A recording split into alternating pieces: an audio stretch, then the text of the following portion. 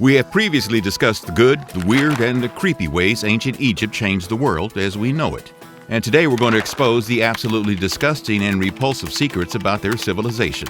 Welcome to Nutty History, and today we are revealing the filthy secrets of ancient Egypt.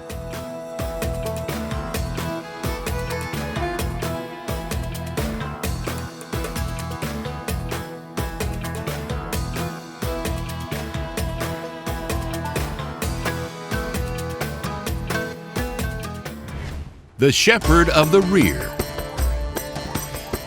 This is Henry Reich. He was the first Earl of Holland and close friend to the King Charles I, who was the King of England, Scotland, and Ireland. He was the number 2 guy for Charles I, both literally and figuratively. Their friendship formed when Henry got the most coveted job during medieval times, the groom of the stool. Basically, the man was responsible for the king's poop. The groom of the stool was a job for maintaining the hygiene of the king's rear, which means they were in charge of performing wiping duties for the ruler.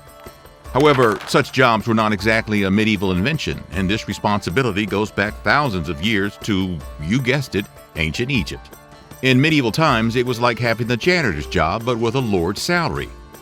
However, in ancient Egypt, the job required qualified proctologists called Iri. The pharaohs were not just kings, they were considered gods and thus demanded intensive care. Iri was a medical specialist who was designated with a magnificent title of Shepherd of the Royal Anus. Yeah, you heard it right. I said anus, not highness. The court proctologist was a Niru Pehut, which meant guardian of the royal rectum, and his job was much more sophisticated than the medieval equivalent groom of the stool. But Niru Pehut had to administer enemas to the pharaoh. According to Herodotus and Diodorus Siculus, who were Greek historians, ancient Egyptians were quite considerate about their rear hygiene, and enemas were quite normal and administered often even among common people. Once again, because pharaohs were considered godly beings in Egypt, the job of Niru Pehut was very respected and desired for. They touched pharaohs in the most intimate way possible. One could say they were performing divine interventions every day. A known shepherd of the anus was a physician named Iranchet, who lived around 2200 BC. Their medical titles were discovered on a recycled door that was found at the Giza shaft tomb. According to the inscriptions, they specialized in different areas. They were physicians of the belly, physicians of the eyes, and also protectors of the anus. The rear end was considered important within ancient Egyptian medical beliefs as they recognized it as the source of wekedu, a corruptive substance that had to be removed in order to cure disease. The enema also held importance in Egyptian religion. The myth goes that the god Thoth invented the enema.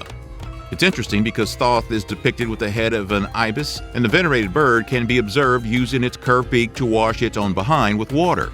Remember in our recent video about the filthy secrets of Egyptian pharaohs, we talked about how Egyptian rulers lied about their weight and appearance in etchings and through statues. Well, their body consciousness went beyond that.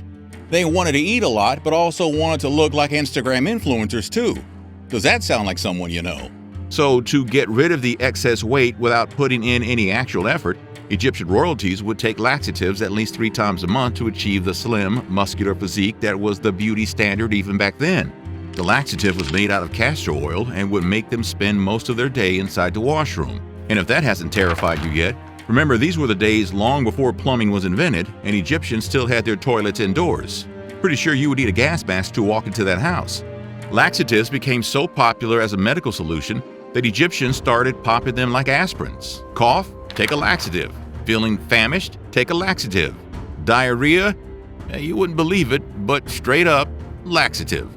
Apparently, Egyptians took the phrase better out than in very literally, and the idea was to plunge the disease out of their bodies, no matter how much force it would take to get through the whole mess as quickly as possible. I wish we could provide you with the data on how many people succumbed to that idiocy. The weird origins of pregnancy tests. We've talked before about how Egyptians discovered the science of pregnancy tests that we still use to this day. You can check our video on what pregnancy was like in ancient Egypt for more information.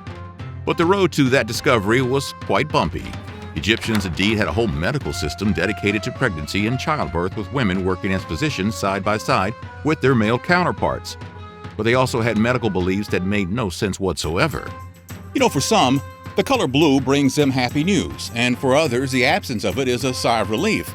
The ancient Egyptian women were not so different 3,500 years ago either. Instead of small strips that are conveniently pocket-sized, which itself is a joke on modern women's clothing, they had to carry 2 pouches of seeds, a pouch of barley seeds and the other pouch consisted of seeds of wheat. Ancient Egyptians believed that if the grain in either of the bags sprouted after peeing in them, it would be a sign of pregnancy from the gods. Now, this may sound like a baseless ancient religious ritual, but there was in fact science behind it that we still use to this day in the modern pregnancy strips. In 1963, the National Institute of Health conducted a study and found out that the ancient Egyptians' method was quite effective and worked 70% of the time. Not too shabby for an ancient civilization.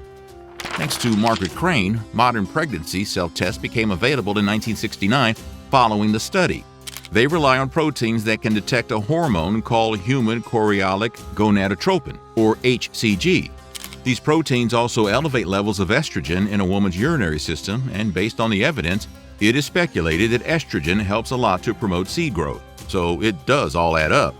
However, this is where things started to get weird in ancient Egypt. If you are wondering why there were 2 bags of different grains, well, the double test wasn't only done to make sure they got it right. Ancient Egyptians had more ideas. They believed that it wasn't just a coincidence that one of the seeds would grow faster than the other. Ancient Egyptians were certain that if barley would sprout first, it means the pregnant lady was having a boy. If the wheat wins the race, it would mean that the mother was expected to have a baby girl. Now the question is, was there any science behind that sort of gender reveal party? Studies say there's no correlation between the gender of the baby and estrogen's effect on barley, wheat, or as a matter of fact, any other grain seeds. So ancient Egyptians were wrong about it, but even though this whole affair involves pee, it isn't exactly a filthy business. But hold on, we're just getting started. The wheat and barley test was only one of the methods that ancient Egyptians used in their long history of nearly 5,000 years. Another pregnancy test would place a supposed pregnant woman on a mash consisting of beer and dates, and pregnancy would somehow be determined by how much she vomited. If you were there to give her the good news, you couldn't go, "Aw," after seeing that. A few decades ago, there was a time when pregnancy tests were available in labs only. Ancient Egyptian women were also reliant on their physicians to test them for pregnancy in the earlier days. A lot of these physicians trusted a hands-on approach. They would rub a certain kind of oil on the woman patient's entire bare body at night and ask her to lie down until morning. Then they would do an inspection, and if they found her fresh and ripe, they would deem her either pregnant or ready to bear a child. Imagine a doctor using those creepy methods and words today. They would not only lose a patient, but maybe jeopardize their license too. Another method used was to put a clove of garlic or onion inside a woman's genitals and ask them to sleep with it. In the morning, they would check her breath, and if they smelled the garlic or onion on her breath, they would deem her tubes clean and ready to have a baby. Yes, the Egyptian physicians believed that all orifices of a woman's body were interconnected, and women's mouths had a straight connection to their genitals. If they couldn't smell shallots on her morning breath, they would deem her barren. Just like that. Then again, despite being obsessed with the cycle of life and death, ancient Egyptians had very little understanding of the human reproductive system. Another bad example of their shortcoming was evident from the fact that they assumed that men have that time of the month just like women. It was quite common for Egyptian men to have blood in their excrements, but it was also dismissed as a menstrual cycle. The truth was that schistosomiasis was rampant in ancient Egypt, and it was so common that ancient Egyptians considered blood and pee a good thing. In ancient Egypt, a model family man was the one whose body was the host of an unhealthy number of parasitic worms. The harassment was a serious issue. There is no denying that ancient Egypt was a civilization way ahead of its time with a lot of things they did and how they did them. Women, for one, enjoyed an equal academic, economic, and political status as men. Sadly, they were still considered inferior to men socially. A woman could live independently, work any job that a man could, contract her marriage, buy and sell land, file a lawsuit or divorce, and leave property to whomever she wished. However, socially, they were still not protected from being ridiculed. Like any other social and religious propaganda, ancient Egyptian wisdom and literary text also reasoned the inferiority of women, proposed restrictions on them, and also badmouthed women with liberal natures. Not only that, but catcalling, whistling, and even flashing were common malpractices and scarcely punished.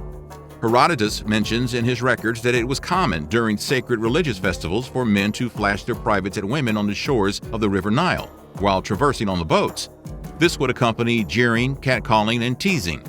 Even in cases of violence and harassment against women, it was common to blame them, especially during the Ptolemaic dynasty. But the most intriguing affair that sets ancient Egypt apart from modern world problems for women was love potions. Egyptians loved magic, and obviously they tried to use it a lot for either exacting revenge or healing or wooing women who weren't even remotely interested in them. They brewed separate potions to win over women of their dreams, force a woman to subjugate to the whims of a man, make a woman enjoy betting with someone they didn't fancy, and there were even potions to ruin others' marriages out of jealousy. Obviously, their effectiveness could be assumed to be highly questionable. The recipes of these potions were as insane as their purposes. One involved combining dandruff from a man who had died with barley, apple pips, blood from a tick that bit a black dog, the blood of the person who ordered the potion, and their semen. This concoction was to be planted in the beverage of the client's beloved to make them submit to their wishes. Seriously, if one could have someone willingly drink a potion that foul, they are already in love and you don't need any mess like that. The witness battering program.